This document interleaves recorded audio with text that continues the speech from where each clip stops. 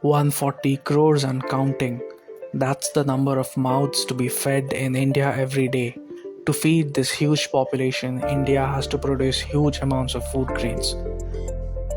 To produce huge quantities of food grains requires tons and tons of chemical fertilizers like urea, diammonium phosphate, and potash.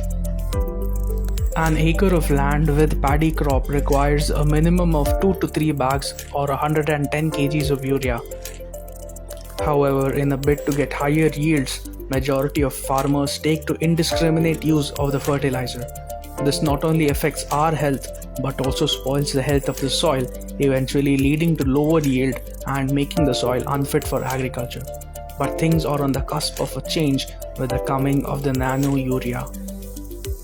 Nano-urea is urea in liquid form that has been developed using nanotechnology by the Indian Farmers Fertilizer Cooperative Limited or IFCO, a government cooperative society. Urea molecules of the size of 20 to 50 nanometers provide nitrogen to the crops in a targeted manner. The size of one nano-urea liquid particle has 10,000 times more surface area to volume size compared to the conventional granular urea.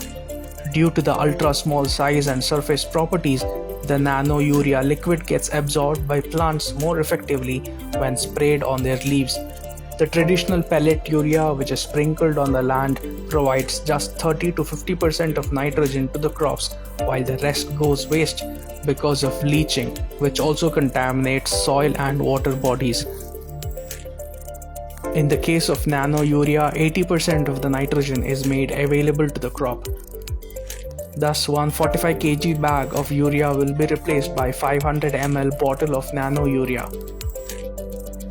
This 500 ml bottle is priced at Rs 240, much less than the conventional 45 kg urea bag, which averagely costs Rs 267. Nano-urea has also proved to increase the crop yield by an average of 8% against conventional urea, along with improving the quality of farm produce. So the nano-urea is a win-win for both the farmer and the soil, paving for a sustainable agriculture. Large-scale production of nano-urea has commenced with Prime Minister Narendra Modi inaugurating the world's first nano-urea liquid plant at Kalol in Gujarat. This plant is capable of producing 1.5 lakh bottles of nano-urea per day. 8 more such plants are announced to be set up across India in partnership with National Fertilizers Limited and Rashtriya Chemicals and Fertilizers Limited. With this, India has become the first country to start commercial production of nano-urea in the world.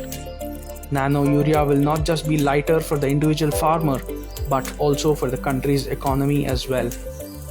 A conventional urea bag costing Rs 3,500 is made available to the farmer at a heavily subsidized cost of Rs 300.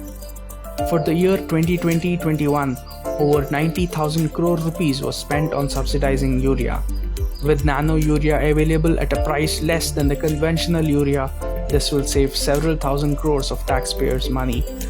Not just that, currently India is the third largest producer of urea and the second largest consumer of urea in the world.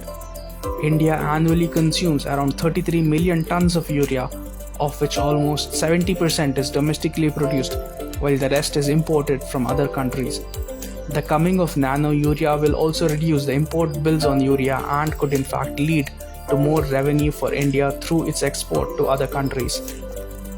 To put it in a nutshell, the nano-urea will provide nitrogen effectively to crops, reduce input cost for farmers, reduce usage and wastage of urea, reduce cost of logistics and warehousing, reduce soil pollution, reduce taxpayers' money going for subsidies, and reduce import bills. It wouldn't be far-fetched to say that the arrival of nano-urea will herald a new era of a greener revolution.